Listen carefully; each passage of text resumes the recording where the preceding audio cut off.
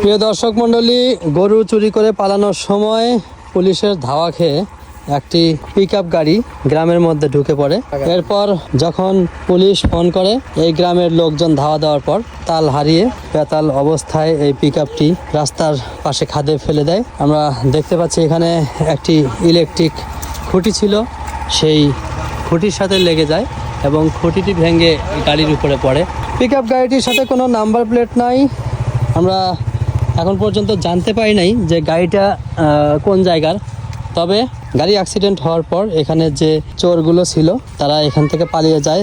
তথ্য প্রমাণের ভিত্তিতে একজনকে গ্রেপ্তার করা হয়েছে। তার বাড়ি গাইবান্ধা জেলার গোবিন্দগঞ্জ উপজেলার সাকার ইউনিয়নের দেবগাড়ি গ্রাম। নাম সুলতান মাহমুদ, বাবার নাম আবুল হোসেন, আমরা যতটুকু জানতে পেরেছি। গাড়িটি দুর্ঘটনা কবলিত হলেও চোর আটক হলেও এখন পর্যন্ত বের হয়নি অবলা এই তিনটি প্রাণীর প্রকৃত মালিকের তথ্য। তাই যদি আপনারা কেউ এই গরু তিনটিকে চিনতে পারেন তাহলে অবশ্যই কমেন্ট করুন অথবা মোবাইল নাম্বারে কল করুন। তবে যদি কেউ গাড়িটি চিনতে পারেন তাহলে কমেন্ট করে যাবেন। মাহিন্দ্রা কোম্পানির গাড়ি, কিন্তু গাড়ির সাথে কোনো নাম্বার প্লেট নাই। গাড়িটির পিছনে এটি রং দিয়ে ঢেকে দেওয়া হয়েছে। গাড়িটার তেমন কোনো ক্ষয়ক্ষতি না হলেও সামনের অংশ অ্যাক্সিডেন্ট করার কারণে ভেঙে গেছে, আপনারা দেখতে পাচ্ছেন। এই এলাকার লোকজন অত্যন্ত ভালো, যে কারণে তাদের কোনো জিনিসে এখন পর্যন্ত হাত দেয়নি। তবে গাড়িটির সামনের অংশ দুমড়ে মুচড়ে গেছে। ঠিক সামনের এই ডান পাশটায় এখানে ইলেকট্রিক খুঁটির সাথে ধাক্কা লাগে, সামনের এই অংশটি বেশি ক্ষতিগ্রস্ত হয় আমরা যতটুকু দেখতে পাচ্ছি।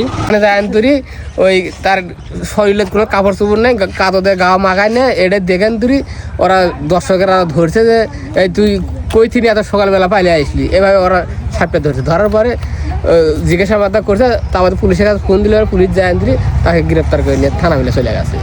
এ পর্যন্ত আমরা এখান থেকে শুনলাম সকালবেলা পুলিশের কাছে। এইভাবেই সুলতান ধরা পড়ে পুলিশের হাতে। তারপর সুলতানের কাছ থেকে আরও তাদের বাকি সদস্যদের নাম পরিচয় সংগ্রহ করা হয়।